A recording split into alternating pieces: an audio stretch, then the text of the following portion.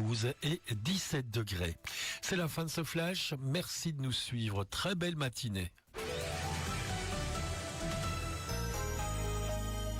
Il y a cuire et cuire. Faites confiance à Lederland Saint-Vite. Depuis plus de 40 ans, le spécialiste incontournable du salon en cuir. Découvrez aussi notre département meubles et décoration de la marque Enders et Hazel, ainsi que notre espace literie.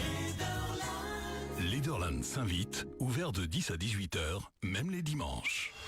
Impact FM, l'inforégion avec Olivier Tomezzoli. Un contrôle alcool mené en marge du laitari de Stavelot dans le cadre de la formation des aspirants inspecteurs principaux, un exercice grandeur nature qui avait aussi sa raison d'être sur la route. Une prime communale à Malmedy pour la destruction de nids de frelons asiatiques, décision du dernier conseil communal. Et un petit mot de foot féminin aussi avec une lourde défaite pour les filles de WEM Fémonville hier soir en match d'alignement avisé. Jeudi 19 mars, l'inforégion présentation Olivier Tomezzoli. Bonjour à tous et on commence par cette mise en garde pour les chauffards aux pieds un peu trop lourds. Un lidar a fait son apparition sur la nationale 640 juste à l'entrée de Sarre au début de la zone 50 km/h, là où les conducteurs roulent souvent beaucoup trop vite. Vous voilà en tout cas prévenus.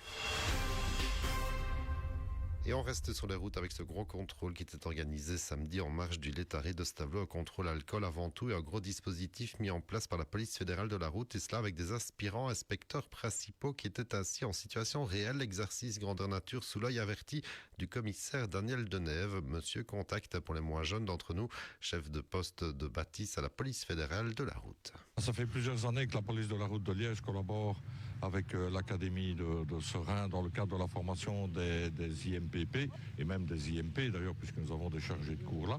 Et donc ici, c'est comme vous dites, c'est un exercice grandeur nature. Donc en d'autres termes, c'est comment réaliser un contrôle routier du début à la fin. Donc en d'autres termes, je leur donne les premiers éléments, le lieu où le contrôle va avoir lieu, l'objet du contrôle, un certain nombre, d'éléments pratiques. À eux ensuite d'écrire de l'ordre d'opération, puisque on garde quand même un ordre d'opération, pour ensuite passer à la phase d'installation, la phase de contrôle même, le démontage. Donc tout ça fait partie de leur formation. Et chaque élève est coaché, ou à du moins comme binôme, un membre de la police de la route, puisque les élèves, malheureusement pour eux, ils ne peuvent pas rédiger, puisqu'ils sont toujours élèves, même si c'est des anciens inspecteurs.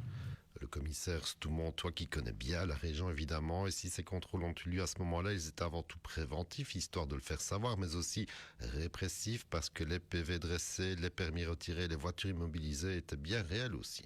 On est ici depuis une petite demi-heure et effectivement, nous avons déjà des conducteurs qui sont sous imprégnation alcoolique, avec des taux quand même relativement élevés, supérieurs à 0,50, donc ce qui est quand même assez conséquent, comme quoi il n'y a pas d'heure pour faire des contrôles. On est parfois étonné de l'heure à laquelle on trouve des gens qui sont imprégnés. Ça fait plusieurs années aussi qu'on apporte notre soutien à la zone Masta, la zone Stavelot-Malmedy, dans ce contexte-là, puisque d'une part, nous, on doit faire un exercice pratique, autant joindre l'utile à l'agréable, à savoir les intégrer dans un service d'ordre, dans tout un dispositif. On a fait également d'autres contrôles similaires lors du Quarmé à Malmedy. Donc quand il y a des différentes occasions, on est présent. Et, par exemple, à la cavalcade de Herf, nous serons également présents avec des élèves. Un petit mot de politique communale avec le dernier conseil qui a eu lieu en ce début de semaine à Malmedy avec les changements qui étaient annoncés, les 2 démissions dans les rangs d'ECM dans l'opposition, démission de Jean-Marie Blaise et de Loïc Marquet, remplacés comme déjà annoncé par Cathy Massange et Arnaud Sana, alors qu'Henri Bertrand ira lui au conseil de l'action sociale. Mais si on parle du conseil communal, c'est aussi pour cette prime pour la destruction de nids de frelons asiatiques, prime pour les particuliers malmédiens qui feraient appel à des professionnels avec facture à la clé, prime de 50% du prix de l'intervention plafonnée à 75 €, une prime qui est octroyable entre le 1er avril et le 15 novembre. Et on prend un peu le temps de déguster une bonne bière avec notre meilleur ami, à savoir modération et direction. Alors la superbe terrasse de la Pique Brasserie au cœur des Fagnes. Il faut dire que la Pique collectionne les prix. Elle vient de décrocher 4 nouvelles médailles au concours European Beer Challenge.